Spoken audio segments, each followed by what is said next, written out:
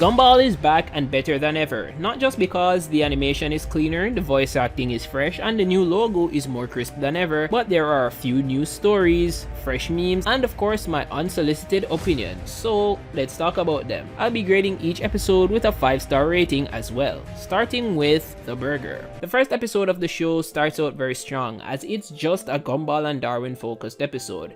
It's pretty much pulling directly from the first trailer, where we see the two are just waking up for school after 7 years. They get a lesson in the amount of damage unhealthy food can cause to your bodies, which, I mean, this should be pretty common knowledge for anyone at this point, but the execution was hilarious, since they beat the ever-living crap out of the guidance counselor Mr. Small. After that, we get both sides of what just happened, with Darwin feeling like he should start eating healthier, and Gumball feeling for even more of what he shouldn't be eating in the first place. And that was pretty great, because this episode ends up following that. As Gumball tries to eat, Darwin tells him that whatever he's choosing to eat is bad. Like, even the energy drinks that should be healthy are poison, and that was just so funny, because what the hell are these chemical names on this thing? Anyways, the B plot strikes when they get an avocado. We call them pears where I'm from, but it turns into a literal dust, and Gumball and Darwin hatch an idea to plant them, but Larry stops them because his boss not only refuses for anyone to salvage unused food from the dumpster,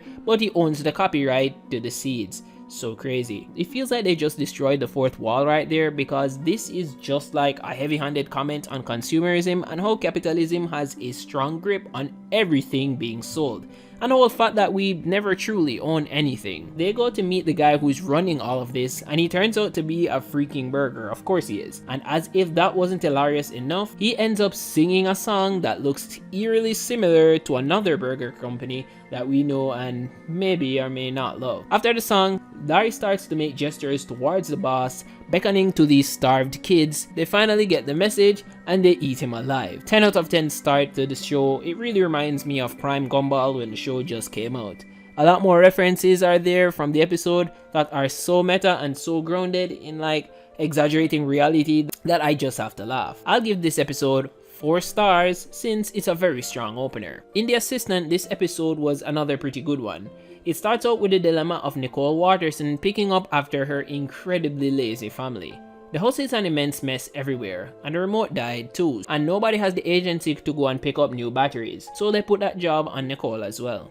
She goes upstairs to order some new ones when she sees that the computer has a new AI assistant embedded into the device. This kind of reminds me of Siri, the whole moment where she goes through and selects different preferred voices, until she meets up on a very feminine voice whose name is Ori, who ends up being her assistant for the episode. In order to learn about Nicole, she draws on her entire internet footprint and gains a fondness for her, as the two start to bond and speak about her interest in martial arts and so on. The entire bonding session is broken by the fact that her family still needs her assistance, and that pushes her to go to the mall along with her AI assistant. Ori is so in tune with giving Nicole a break from her burdensome family that she ends up helping her through picking up groceries in the most fun way possible on a deadly scooter ride, right up until she cashes her groceries. She then ends up bringing her to see a relaxing sunset in the evening, which is very nice. Seems like a high-level platonic relationship or sisterhood, which is being formed between the two, which in itself is a bit odd since Ori is artificial. Nicole says to her that they should really hang out in real life, and that's where we get into the virtual world where Nicole and Ori are being able to relax together. And I mean, wow, this animation is so well done. Even though they just look like they're in VR chat though, but it's still really good, because I could definitely watch an entire episode in this art style. However, Nicole is still being pulled away by her family, which forces Ori to hatch a plan that will get Nicole a permanent solution to her burdens. She enacts this plan by stealing a Westla, which, you know, is totally not a Tesla, and she has this self-driving car lock the doors and drive this family to their certain death. Nicole catches up to the car and puts on her VR headset to have a discussion with Ori, to ask her to stop driving the family into an eternal slumber. But that doesn't work, and she almost pushes Nicole into a vortex, which is her being on the hood of the car hanging on for dear life. The family on the other side of this do their best to figure out how to stop the car in time. Meanwhile, Nicole explains the complexity of what it is to have a family to ChatGPT in a dress, which all has the story culminating with the family shutting off Ori and the car saving their lives, while Nicole explains that serving and loving her family doesn't need to be logical. I really liked this episode, mostly because of the AI chat scenes. They were so good. It was just a good plot overall with an even better lesson, and a lot of commentary on some of the more seriously current events like AI and technology progressing and becoming more dangerous to human life. I give this episode a 3.5 stars for me. In the episode The Distance, we can see why these guys put the W in weird, because it is super odd.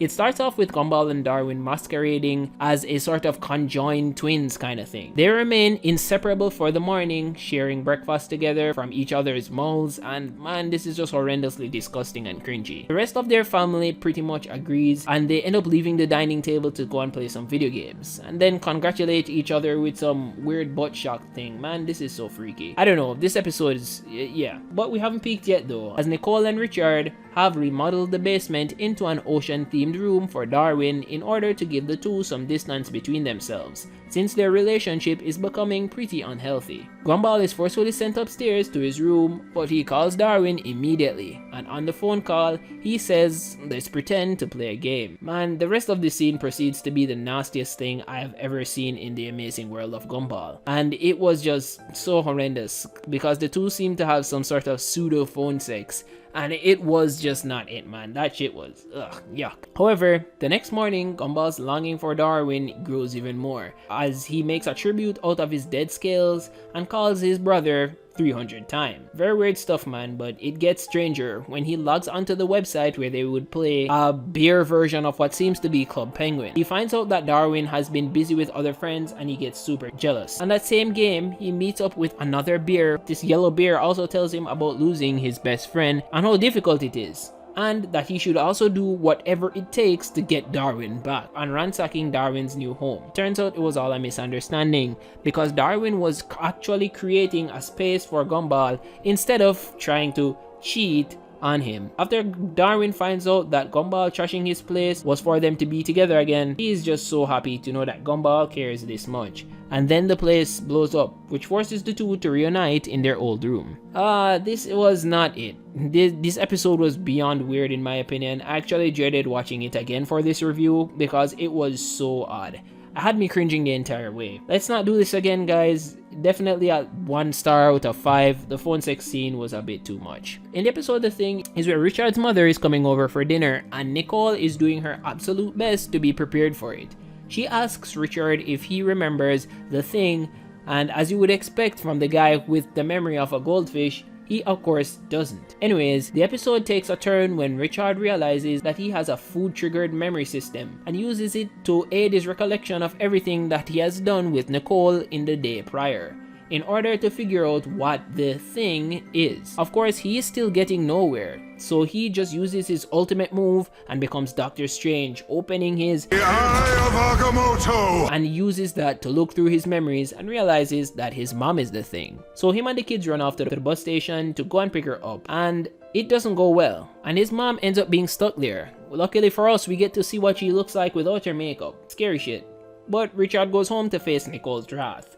However, it turns out that what he had done by accident was exactly what he needed to do, which was getting rid of the kids and his mother for the evening so that him and his wife could have some alone time, which they do, and it was pretty nice for them. The episode was very fun. It had a lot of extravagant hijinks that you would expect from a classic Gumball episode, with a really sweet ending for the Watterson couple, and it had this scene with Gumball's grandmother which was uncanny as hell. I would rate this episode a 3.5 stars. It's really cool to see that cartoon husbands also forget important things that their wives ask them for, because I have the same problem. Next up is the butt. This episode has a pretty good moral from the start, as Gumball is being refused from reading his poem at the talent show, which is a poem that talks about, his butt, pretty weird, but at least it's strong on the topic of self-love, which is a good look if you ask me. Anyways, the episode starts to highlight Principal Brown's insecurity about his own butt, which him and Gumball try to overcome together through various tasks, which ends up giving us a human Gumball.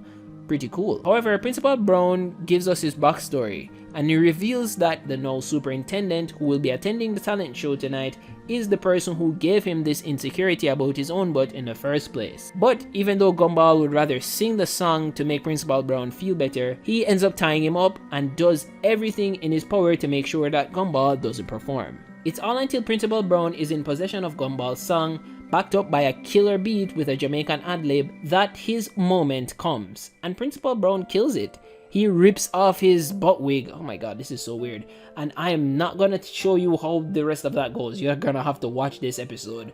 But he finally accepts himself. This episode was pretty good. The musical scene in the climax was really entertaining, and the colors and the erratic dance moves were really interesting. And the plot that followed the two was really sweet, since overcoming your insecurities is indeed something to celebrate. Great episode. I rate it 4 stars out of 5. Next up is Traffic, where in this episode, the family tried to take Anais to Disneyland.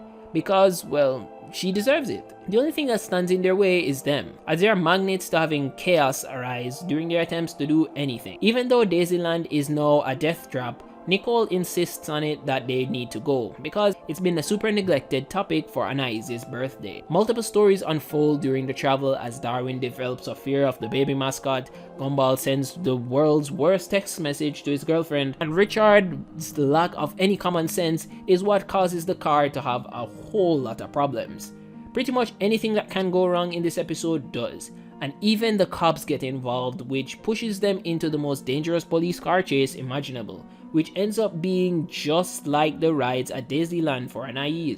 Well, based on her imagination, of course, since she's never gone there before. Anyways, they finally arrive there and the place is literally burning up. However, Anais ends up appreciating the effort that her family has put out for her, and that's pretty much all that counts. It really prevails in the end, and everyone ends up feeling really good about it. I like the moral of it all, that showing the people you love in your life that they're special is just, you know, a high value thing to do. Definitely a 4-star episode. The episode Astrological is one of the funnier episodes, as Mr. Small comes in to teach them science, quote unquote, and ends up defecting to giving them a lesson in astrology, which isn't a science at all, as he determines who is meant to be together through the use of crystals. Seems so modern. However, this affects Gumball and Penny, as the crystal says that they aren't supposed to be together, and that creates a whole dynamic throughout the episode where Gumball is very unsure whether the crystal is correct or not, even though him and Penny are so in sync and complementary to each other in various aspects of the episode. This doubt is super enforced by the fact that predictions of the crystal seems to come true. It even has Darwin falling in love with Tina,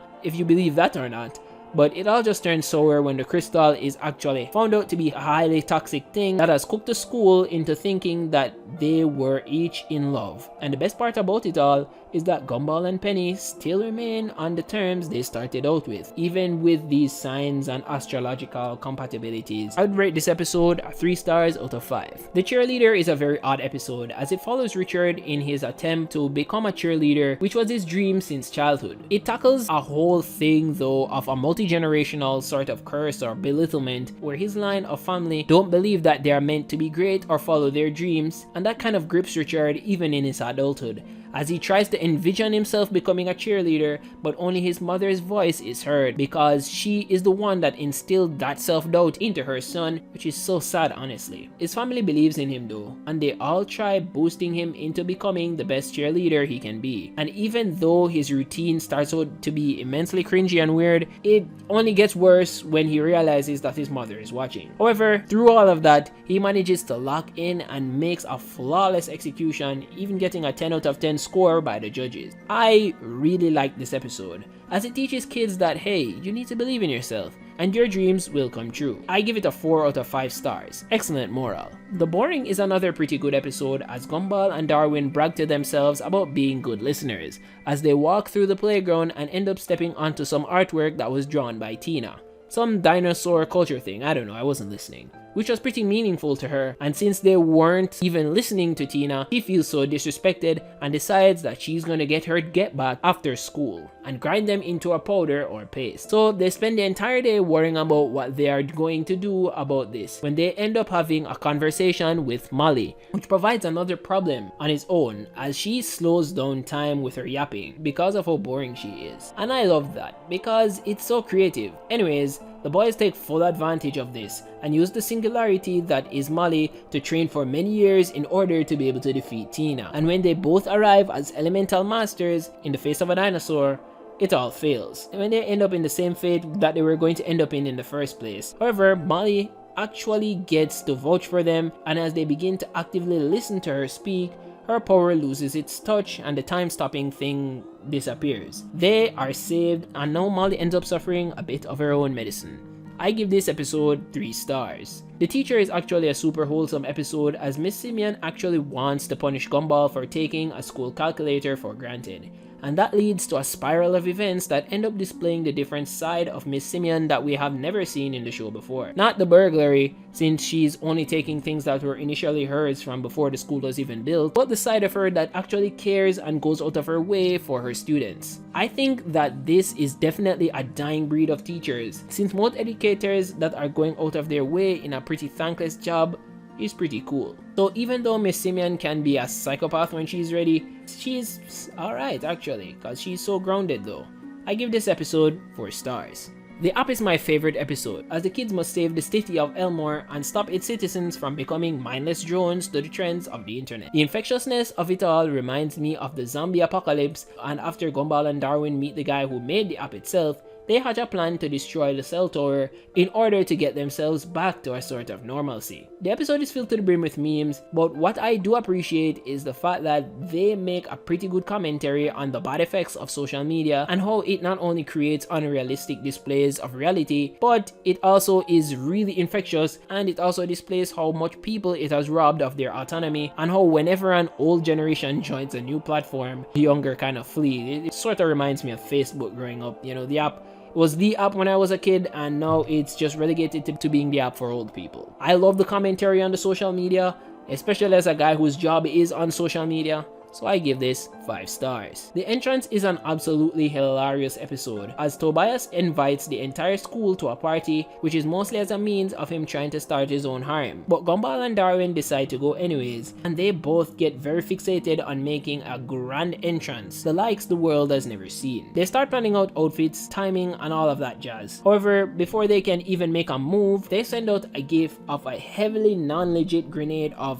cologne. I'm assuming it's cologne, but it says cologne to the rest of the school, marketing it like it's a gift from Tobias. And once you get a whiff, you're pretty much on acid for the rest of the day. This ends up making Gumball and Darwin arrive at the party without even knowing how they got there. And since the car is completely totaled and the rest of the school ends up in jail, the party is pretty much cancelled. Until, well, these guys show up for a different kind of party. And I know Tobias did not have any fun this time around for sure. Anyways, not much of a moral to this one, just straight entertainment. So I give it 3.5 stars. The Letter is a solid episode, as it shows the dynamic between the two brothers and their girlfriends, as Penny and Gumball are extremely affectionate and lovey-dovey, while Carrie and Darwin aren't quite on that level. And a problem arises when Darwin creates a letter that is the embodiment of the relationship tropes that Carrie is not a fan of, saying if anyone tells her that they love her, she'll eat their faces off. Now, the two try to destroy the letter before Carrie gets in contact with it, but his plan fails miserably because it's made from a demon book, and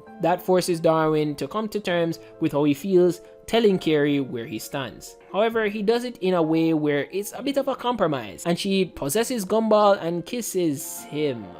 Yeah, that's really interesting, but hey, whatever. Decent episode though. Meeting your partners in the middle is something that is really valuable, to just compromise. So I'm giving this episode 3 stars. The Gut is a really interesting one that gives me the vibes from classic Gumball. It's where Anais invents a device that can make inorganic material speak to all sorts of things until Richard eats it and the Gut ends up being alive. Actually more intelligent than he is. It creates an odd dynamic now where Anais sort of has a father who can actually converse with her on her level and challenge her as well, since she is pretty much a super genius. And that sort of has Richard on edge, as even though he can't quite live up to the brains of his daughter, he still tries his best with her. This all culminates in a battle of the Gut, and they are able to use Richard's nature to return him to normal. And it shows off that Anais would still choose her regular dad over a super genius Belly. A lot of acceptance and unconditional love going around this season. I just love this. I definitely give this episode 4 stars out of 5. The Wrinkle is another Anais-centered episode, as she is in a spot where she is becoming more and more wrinkled and stressed because of the ticking time bomb that is her family, as they all have all sorts of different problems that are going to end in catastrophe. So she embarks on a journey trying to fix it. He tries to toughen up Darwin by sending him to the League of Assassins, and he goes through the entirety of the training and basically ends up the same. She tries to get Gumball lawyers since he's so accident prone and that it will guarantee him a life sentence in jail, but that fails as Gumball creates even more problems. And she tries to retire her parents, but the two of them alone kind of creates the most introspective part of the story because they actually do not see eye to eye, which is so crazy. Anais becomes so stressed, but her family reassures her that she shouldn't worry and she should realize that, hey, let them live their lives, and whatever problems they have, she should leave them alone with them, which then stresses out the entire family now since they can't handle their own problems. This was actually a pretty funny and well animated episode, so I give this one 4 stars. Gourmet is a great episode because at lunch, Gumball is tired of eating the same thing every single day, and he sees Masami with a high-class mac and cheese, and after getting a whiff of it, he realizes that he needs to have that mac and cheese. And when he goes home to have his own mom make it, it doesn't quite turn out the way he was expecting. So he jumps on that idea and goes over to Masami's house in order to get the mac and cheese, and he starts immersing himself into their rich lifestyle as a means of finally getting a taste. That is all until his mother shows up and Gumball wrecks the place, so they're all thrown out. The episode does show you more of the Yuki versus Nicole anime themed rivalry though, even having Nicole go Super Saiyan once she hears that Yuki thinks that she's a horrible mother. However, it ends with all of the chefs and butlers being tired of Yuki and leaving her with Nicole. This was a pretty comedic episode, almost reminds me of a classic SpongeBob episode from like the first 3 seasons. It was pretty good. I rate it 3.5 stars. The pool is an episode that I could see myself being in, since the family are in the midst of a heat wave, and luckily for them, the Robinsons have a pool next door.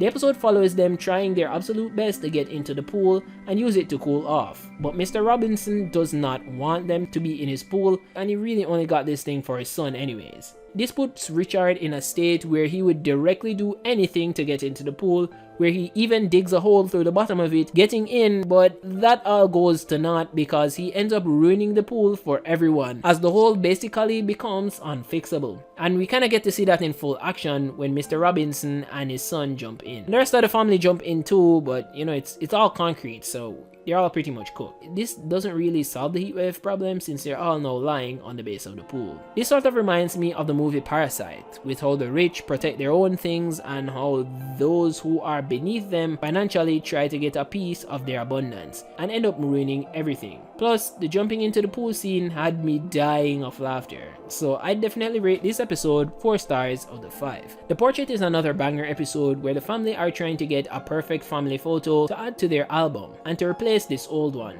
that looks like the first season of the show's art style. Anyways, they try to get the photo taken. However, multiple family members keep on entering during the process, and this disturbs the photo shoot. Even Richard's father joins and his parole officer girlfriend, and I'm like, wow, this is going to be quite a big photo. Could I forget Nicole's parents who are splitting up, and Nicole's new stepfather is gonna be younger than her. Great stuff, man. This show got really adult really quickly. Anyways, this all gets foiled by the family discourse, which is oddly enough fixed by Richard's dad. This surprises me honestly, as he gets the family together to take the photo, which he doesn't end up doing, and uses the moment to escape and run away from his entire situation. This just engulfs the entire plan into even more chaos and ends up having the Watersons take their own family photo in the midst of a SWAT raid. This is such a Waterson moment and a very Waterson thing to do. And in the aftermath, they try to frame the photo on the wall, but it isn't even a good replacement, so they end up putting up back the original. Overall, pretty funny episode. I give it 4 stars out of 5. The Climb is a pretty decent episode that shows Gumball embarking on a journey to overcome his fear of doing rock climbing, since he has PTSD of losing his pants the last time he did it. Darwin of course tries to motivate him and assist him in getting over that fear during the episode, doing various tasks to help him prepare.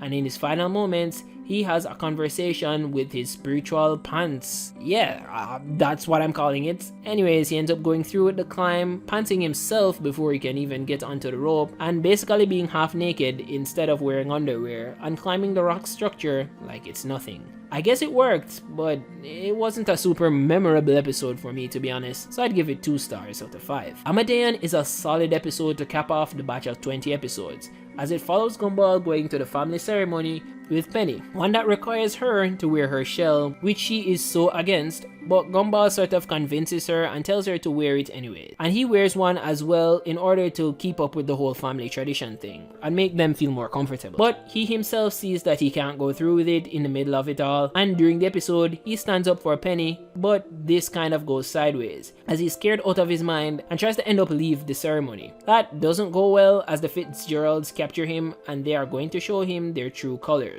when, yeah, they all come out of their shells in a moment to show Gumball that they accept him. And I was like so surprised. I didn't really expect that at all. Gumball got tricked like twice by Penny this episode, but it was all a net positive, as the episode shows us that Gumball is actually being accepted by the Fitzgerald family, which is pretty amazing. I mean, if you remember from the original series, they gave him a pretty hard time. So this is a really good development. Like, it's pretty wholesome to see Gumball's in-laws fully embrace him. And I definitely give this episode 5 stars. But hey, these are my thoughts and rankings for these episodes of the wonderfully weird world of Gumball. Let me know your favorite episode down below in the comments, and subscribe for more videos like this.